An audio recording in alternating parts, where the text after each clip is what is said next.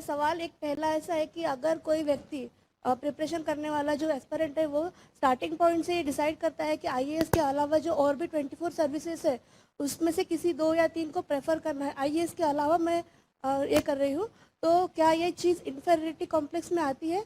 और दूसरा मेरा सवाल ये है कि आप तो एक जनरल कैटेगरी के स्टूडेंट है, आप एक नॉर्मल व्यक्ति है, लेकिन जो व्यक्ति जैसे फिजिकल डिसेबिलिटी से सफ़र करते हैं लाइक विजुअल इम्पेयरमेंट, तो उनके लिए मैंने जैसे आपका टॉक सुना तो उसमें कुछ चीज़ें with respect to me, I am a person with physical disability, तो मुझे लगता है कि कुछ चीज़ें इररिलेवेंट है मेरे हिसाब से, लेकिन क्या आप ऐसा कुछ बता सकते हैं जस्ट नॉट एकदम परफेक्ट कि कुछ ऐसा कि मुझे या फिर person suffering with physical disability of any time it can help them?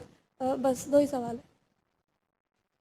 First of all, I would like to congratulate you for deciding to appear in this exam. Please give a round of applause. So ma'am, पहले तो एक ये जो सवाल था कि क्या मैं अलग से बता सकती हूँ आपको, पहला सवाल आपने क्या पूछा था? एक तो था कि अलग से क्या मैं बता सकती हूँ। यस, हाँ, राइट।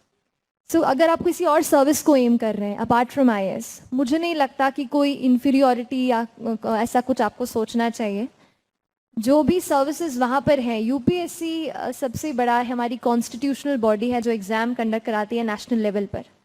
जो भी एलीट सर्विसेज हो, चाहे central service group A group B हो, इंडियन रेवेन्यू सर्विस हो, और बहुत सारी सर्विस हैं, कोई इन्फीरियोरिटी कॉम्प्लेक्स की बात नहीं है। आपका चॉइस आपका बेस्ट है। बहुत लोग हैं जो इंडियन रेवेन्यू सर्विस को फर्स्ट प्रेफरेंस भरते हैं, मैंने जैसे इंडियन फॉरेन सर्विस प्रेफरेंस में ही नहीं दिया। एवरीवन हैज़ हर और हिज ओन प्रेफरेंस, तो कोई इन्फीरियोरिटी की बात नहीं है। जो आप चूज़ करना चाहें आप कर सकते हैं। एंड दूसरी चीज़, कमिंग टू मैं क्या अलग स्पेशल बता सकती हूँ,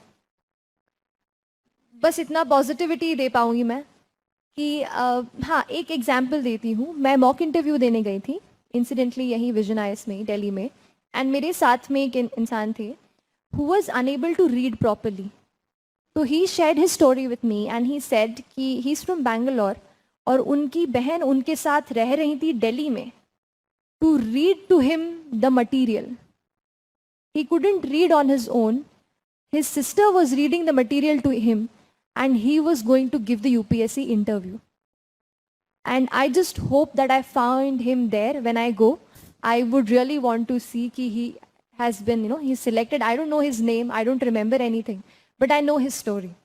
So there are people who have some kind of disability who are unable to do something, कुछ ऐसा है, but they still do it. So that is an example where I can share with you. It is possible to do. Material आप सही तरीके से चुनिए, एक mentally अपने आप को, यही कोई इन्फीरियोरिटी की बात नहीं है मैम। आप जहाँ से, जैसे मैंने कहा, regardless of where you are, regardless of where you start from, you can make it. यहाँ पे यूपीएससी आपको एक्स्ट्रा अटेम्प्ट्स भी दे रहा है और आपके लिए उस हिसाब से कट ऑफ भी एडजस्टेड है। बिल्कुल आप अच्छे से पढ़ाई कीजिए and be positive and keep studying. All the very best to you.